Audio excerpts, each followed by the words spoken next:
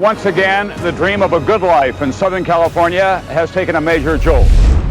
Our number one priority at the Emergency Management Department is the safety and well-being of everyone in Los Angeles.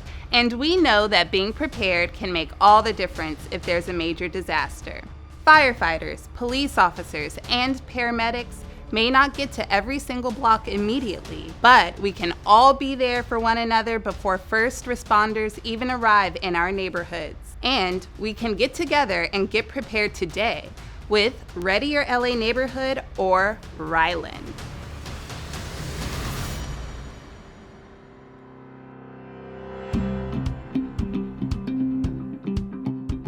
This free resource is a guide through the steps to prepare, organize, and train for whatever nature or fate might bring our way.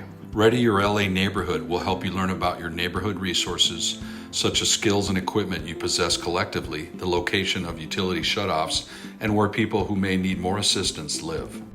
All of this information will empower you to act quickly after a disaster strikes, to reduce injuries, limit damage to your neighborhood, and even help save a life. So please, join us and help make your community and your city better prepared. Every day, we protect and serve Angelenos. However, in a citywide disaster, such as a major earthquake, there simply are not enough of us to immediately help everyone. In disasters like the Northridge earthquake, our firefighters respond to where there is the greatest need. This means you will likely be on your own for days or longer. Being prepared is essential to surviving a disaster. So what do? Fortunately, we have a new program to help you prepare for disaster. Ready Your LA Neighborhood, or RYLAN, helps you and your neighbors take simple, proven preparedness actions. It all starts with you getting to know your neighbors. Now, you might be thinking, I don't even know my neighbors. Well, by using Ready Your LA Neighborhood, you will get to know your neighbors and you will create a disaster response plan together. How are you? Thank you for coming. During your 90-minute meeting with your neighbors, you will determine a gathering place where you will meet after a disaster. You will discover the skills that you and your neighbors collectively possess and learn how you can help each other after a disaster. You might even find out that there's a nurse who lives right across the street. And you may also find out who might have equipment such as a ladder or crutches. An important part of your meeting is filling out the contact list. This lists everyone, including your neighbors who may need assistance, such as those with a disability, those who are elderly, children who may be home alone, or homes with pets. If you know who lives where, then you'll know who to check on when something happens. Keep in mind, you don't share this with anyone but your immediate neighbors. Finally, you and your neighbors will learn a simple response plan that will help you know exactly what to do in the first hour following a disaster. This will help ground you and help reduce that sense of panic that many experience in a disaster situation. So how big should my neighborhood be? A neighborhood should be the right size to help each other in that critical first hour when we can save lives and reduce injuries and property damage.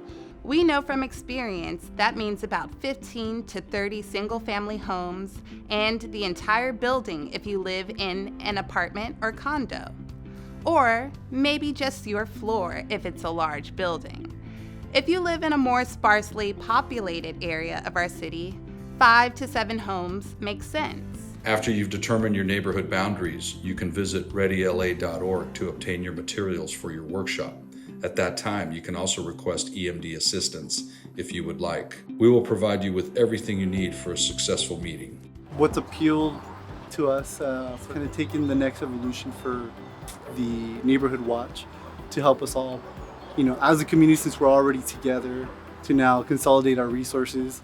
But more importantly, it just really drove the message of taking care of your loved ones. And there's nothing more important to me than taking care of them. I think what we have is not just, it's neighbor helping neighbor, but it's a community thing. And I think everybody wants to be part of a community. The first step was getting to know our neighbors, which was big. So now we know who's home, we know who works. And it's really interesting when you get a group because somebody is strong in almost every area that needs to be covered.